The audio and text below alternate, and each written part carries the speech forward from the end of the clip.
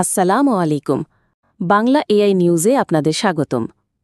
আজকের প্রতিবেদনে উঠে এসেছে এক হৃদয় বিদারক ও গভীর উদ্বেগজনক তথ্যচিত্রের খবর, যা সম্প্রচার করতে যাচ্ছে যুক্তরাজ্যের চ্যানেল ৪।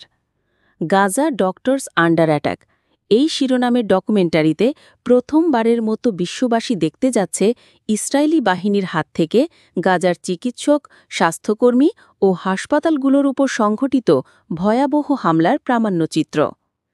চ্যানেল ৪-এর প্রতিবেদনে বলা হয়েছে, গাজার হাসপাতাল ও স্বাস্থ্যকর্মীরা আন্তর্জাতিক আইনে যেসব সুরক্ষা পাওয়ার কথা তা তো তারা পাননি, বরং তারা হয়েছেন প্রত্যক্ষ টার্গেট।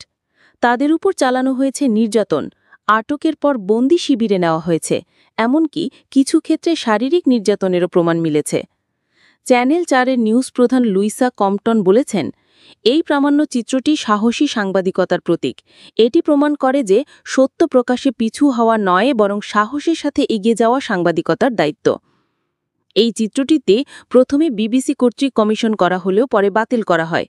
পরে বেসমেন্ট ফিল্মস এটি চ্যানেল ৪-এ জমা দিলে কঠোর সম্পাদনা ও সত্য যাচাইয়ের পর তা সম্প্রচারের সিদ্ধান্ত নেওয়া হয়। চিত্রায়নে উঠে এসেছে গাজার ৩৬টি প্রধান হাসপাতালের একটাও আজ অক্ষত নেই। সবগুলি ক্ষতিগ্রস্ত বা ধ্বংসপ্রাপ্ত। চিকিৎসা সেবার কেন্দ্রগুলোতে সন্ত্রাসের পরিবেশ তৈরি করেছে ইসরায়েলি সেনারা। প্রত্যক্ষদর্শীরা বলছেন, ডাক্তার ও প্যারামেডিকদের গুলি করে মারা হয়েছে। অপারেশন থিয়েটারগুলোকে পরিণত করা হয়েছে যুদ্ধক্ষেত্রে।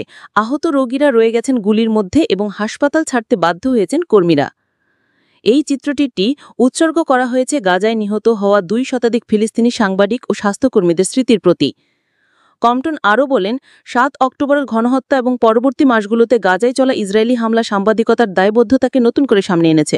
সত্য প্রকাশে নির্ভীক হতে হবে আমাদের। ডকুমেন্টারিটি সম্প্রচারিত হবে ২ জুলাই রাত ১০টা জিএমটি চ্যানেল ৪-এ। এই ছিল আজকের বিশেষ প্রতিবেদন। সত্য জানুন, সচেতন থাকুন। বাংলা এআই নিউজের পক্ষ থেকে বিদায় জানাচ্ছি। পরবর্তী প্রতিবেদন নিয়ে আমরা আবারও ফিরে আসব। আল্লাহ হাফেজ।